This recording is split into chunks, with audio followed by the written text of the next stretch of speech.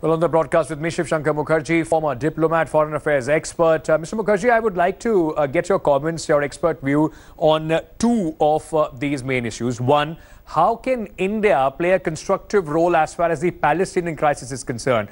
Can the Prime Minister use his personal relation with the Israeli Prime Minister to, somehow try and do something about the Palestinian crisis? And also, with Israel-China relations also very strong, can India expect some sort of a push or a leverage, out of Chinese as far as, let's say, the Jaish-e-Mohammed chief issue is concerned?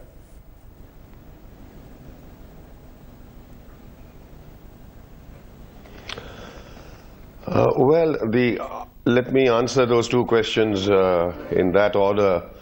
As far as the Palestinian issue is concerned, the Palestinian cause, let's face it, India has a voice in international affairs, certainly. It has a respected voice in international affairs, but India is not a player in the Middle East at the moment as far as the peace process is concerned.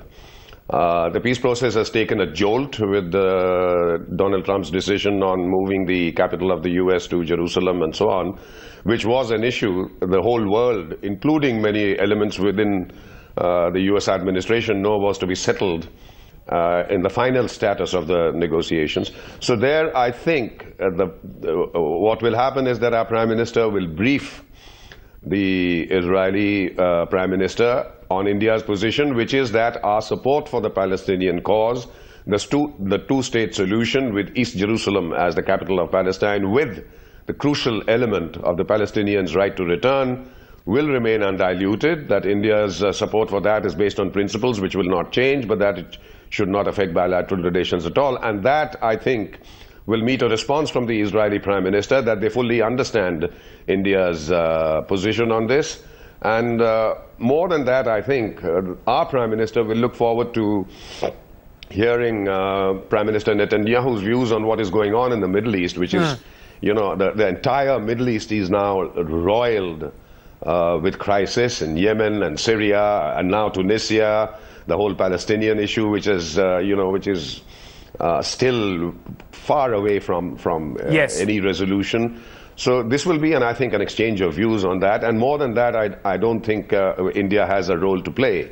As far as China is concerned, look, let's face it, China is now being looked at by Israel as a huge partner in commerce and even in terms of technology and so on and so forth, which will eventually and very quickly, I think, translate into a political relationship as well, with China flexing its muscles not just in Asia but with its eye on playing a major role in the world as a world power. And this is something that we have to deal with, and there is absolutely no question of our using, Israel as some kind of conduit to ask China. And in fact, why should we?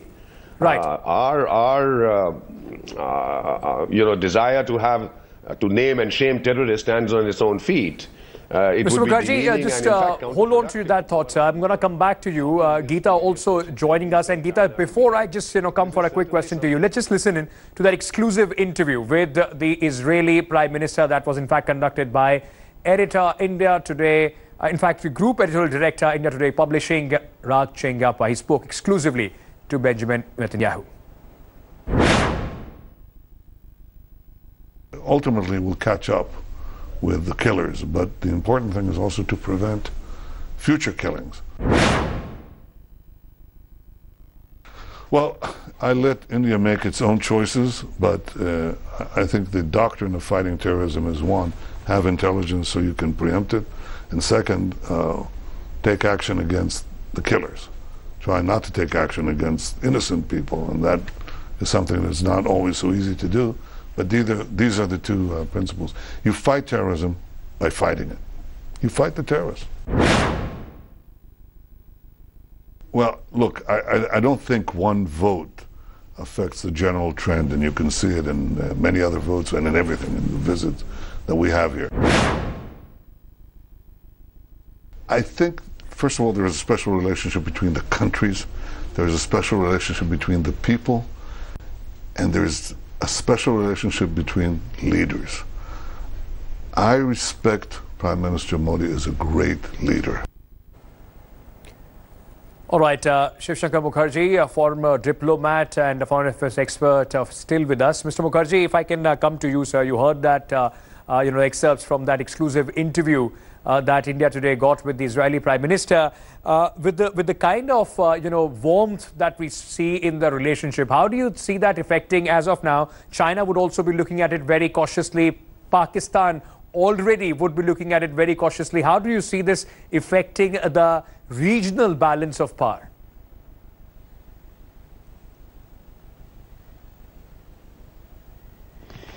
Well, I don't expect that China would be, worried about the close relationship that is developing very, very rapidly. And over the last 25 years, in fact, has achieved a huge amount of substance, would be looking at it with any degree of concern. They in fact will be looking forward to buttressing their own relationship with Israel, which is which in fact over the last few years is happening. Pakistan, yes, all along, anything that supports India's fight against Pakistani terror, any country that supports India politically, diplomatically, in naming Pakistan as a state supporter of of terrorism, as a state sponsor of terrorism, and so on. And it is very clear which side Israel is on as far as that is concerned. They will certainly be watching carefully to see what comes out of this visit in terms of the whole aspect of terrorism.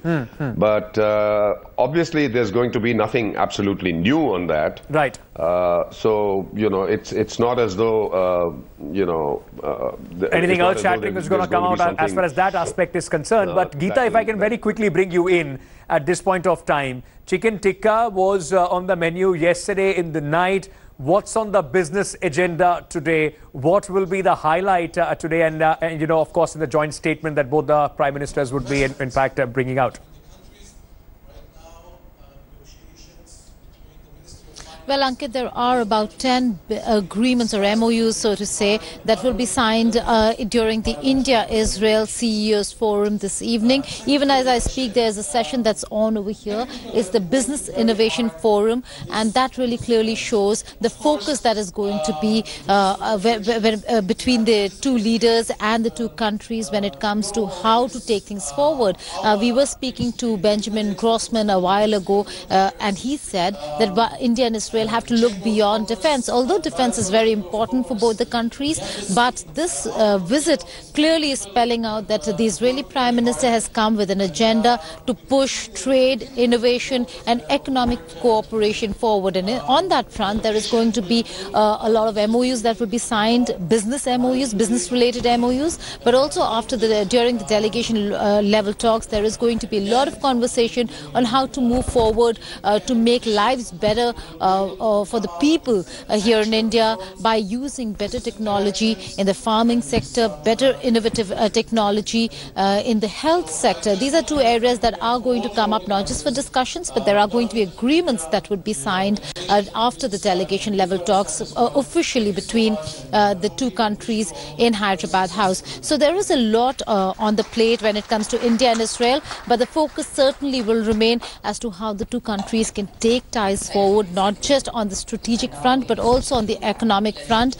Terrorism certainly is an important area. There are convergences and divergences that both sides are working on to ensure that all aspects of Indo-Israel ties are on that joint statement that will be put out after the delegation level talks. Geeta, stay on with me. Mr. Mukherjee, apart from all this optimism, as you were saying, that what are the few, roadblocks or the speed breakers that you see that both the countries will have to very cautiously maneuver as far as ties between India and Israel are concerned?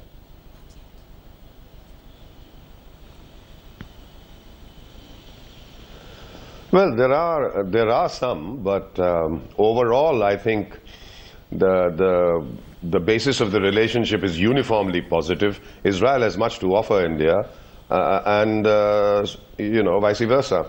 I think the areas not of concern, but let's say of interest would be political. Number one would be the situation in West Asia on the Palestinian cause, which actually should not really dampen bilateral relations at all. But there will be moments in the future, as hopefully the peace process picks up again, where on multilateral platforms in the UN and otherwise, India will be ranged against the Israel, its policy on the settlements, and its rejection of various UN resolutions and so on.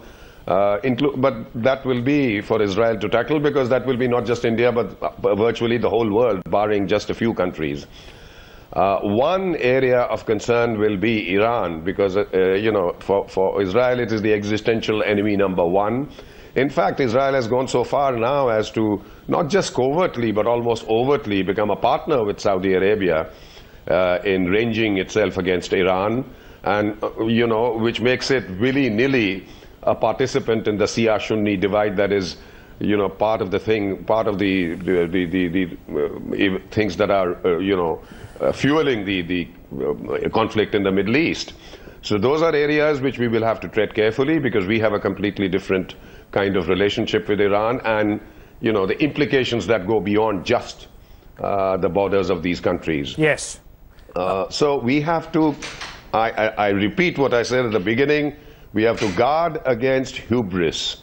There are areas where India's very principled foreign policy decisions will not change. Right, right. But it is very clear that both countries, if you look at the record over the last 25 years, are perfectly capable of managing these differences without letting it affect the very cooperative relationship that we have developed. Stay on with me, sir. Geeta, if I can bring you in. Apart from, the business that we are talking about as far as this entire visit is concerned, there is going to be that, big grand road show in Ahmedabad as well. Trademark of the Prime Minister when any foreign dignitary visits. We also saw that with the Japanese Prime Minister Shinzo Abe.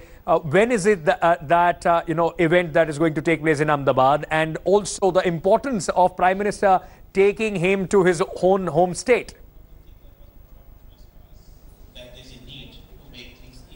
Well, that was to be because we know that there is a desalination vehicle that has been gifted by Israel to India, which sits in Gujarat, and there will be a remote handover of that Galmobile, is what it is called, by the Israeli Prime Minister to Prime Minister Narendra Modi. And yes, it is going to be a grand day when on Wednesday Prime Minister Netanyahu will be in Gujarat with Prime Minister Narendra Modi, and the road show, we are calling it a road show, but there are security concerns, so you might not see the kind of color and the euphoria that we saw when Prime Minister Shinzo Abe was in Gujarat, Ankit. But it nonetheless is going to be a road show, a drive from the airport to Sabarmati Ashram, yet another moving place for Prime Minister Netanyahu and for Prime Minister Narendra Modi. I'm sorry, I'm interrupting you there. Just stay on with me. We are getting these live images from Rajghat,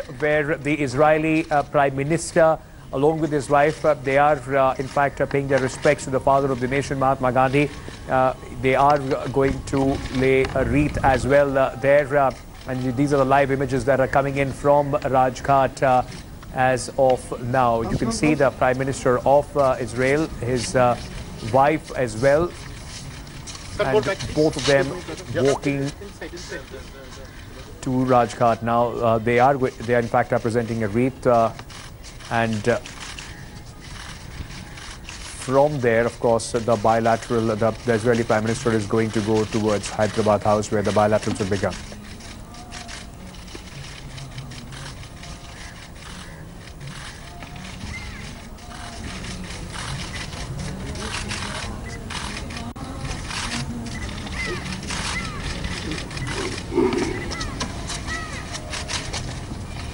Benjamin Netanyahu, his wife Sarah, the Prime Minister of Israel, and his wife both at Rajghat as of now to pay their respects, tributes to the father of the nation.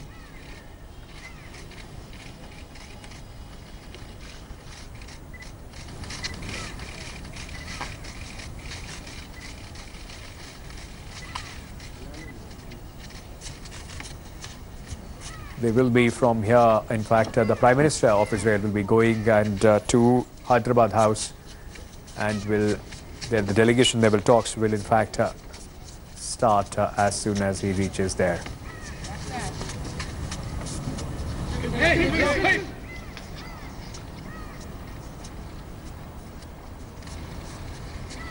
Excuse me. Excuse me. What are you doing? Once more.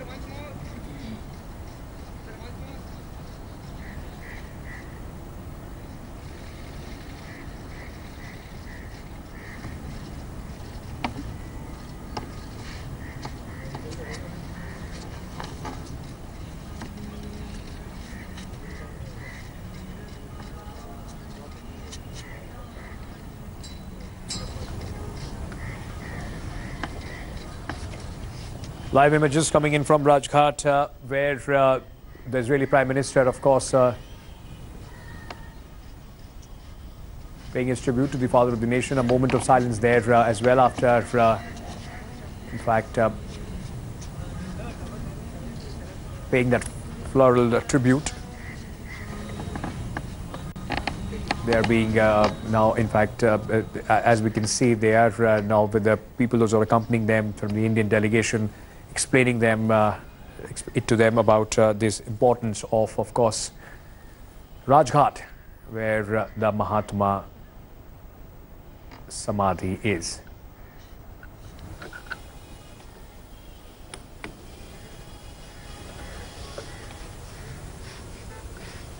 At around noon, at 12 o'clock is when we are expecting the talks between Prime Minister Narendra Modi and Israeli Prime Minister Benjamin Netanyahu to begin. In fact, today would be a big day as far as the bilaterals between both the countries are concerned.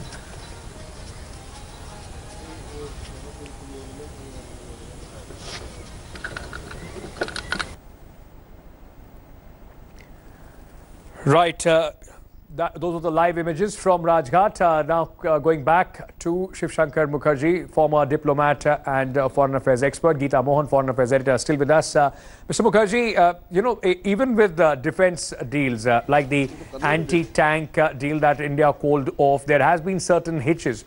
What would the Israeli, delegation that is accompanying the Prime Minister, what would they expect from this visit? Because the Prime Minister of Israel also spoke about a lot of red tapeism as far as the Indian system is concerned.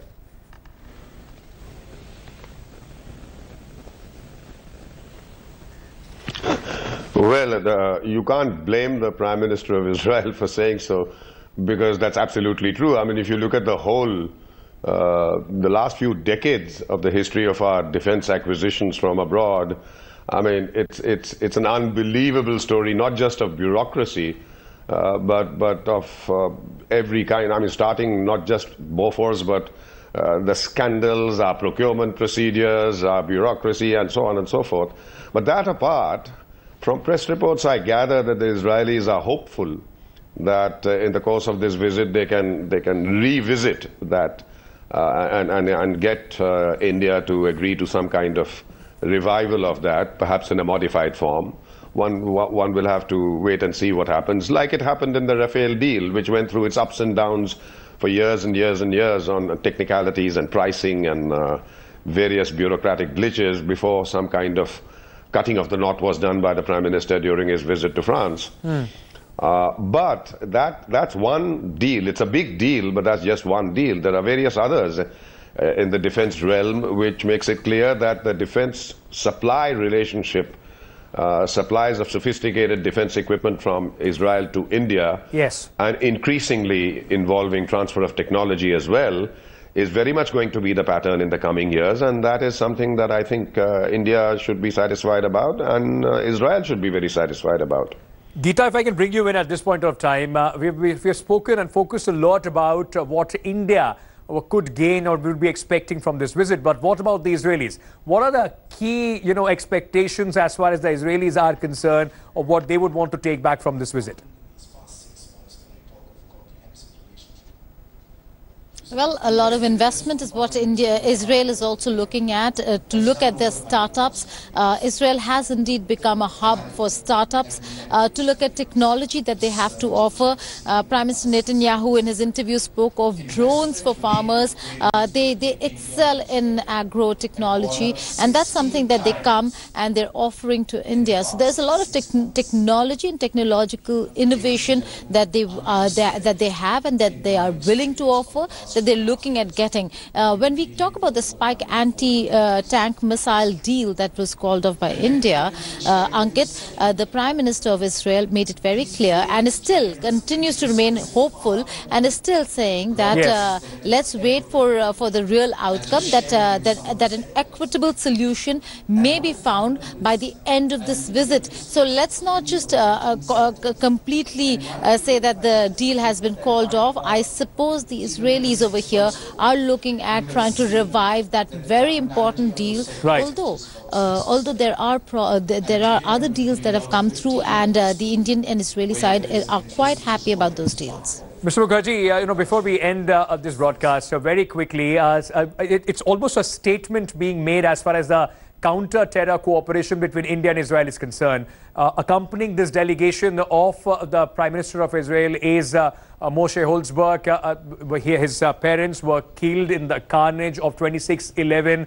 That does, and of course there is an event there at the Taj Mahal Hotel in Mumbai as well, the epicenter of that carnage. It does send across a very, very strong message as far as the cooperation on anti-terror and counter-terror is concerned between both the countries.